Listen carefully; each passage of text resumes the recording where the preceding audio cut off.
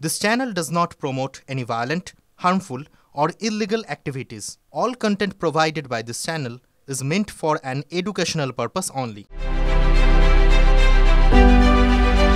সাধারণ মধ্যবিত্ত বাঙালির প্রতিদিনের খাবারের তালিকায় থাকে আলু।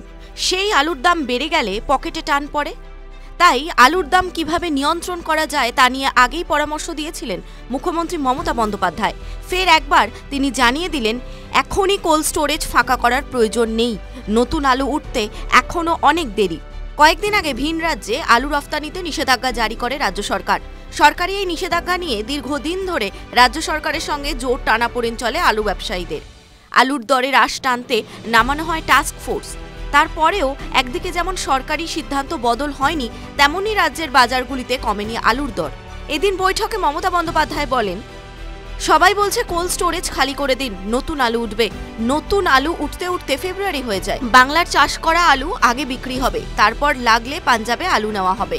অনেকে স্টোরেজে রেখে পরে দাম বাড়িয়ে বাজারে বিক্রি করে। কোথায় এভাবে আলু মজুত আছে দেখে নিন, তারপর সুফল বাংলায় ছেড়ে দিন। বৈঠক শেষে রাজ্যের মন্ত্রী বেচারাম মান্না বলেন, আলু নিয়ে এক বিশেষ চক্রের কথা। তিনি জানান, ক্রিকেটে যেরকম বেটিং চলে তেমনি এখানেও একটা চক্র কাজ করে, যারা আগের দিন সন্ধ্যাবেলা বসে ঠিক করে পরের দিন আলুর দাম কতটা হবে। ইতিমধ্যেই মুখ্য সচিবকে বিষয়টি জানানো হয়েছে বলেও জানান রাজ্যের মন্ত্রী।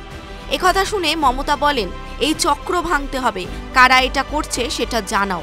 টিভি9 বাংলা ডিজিটাল।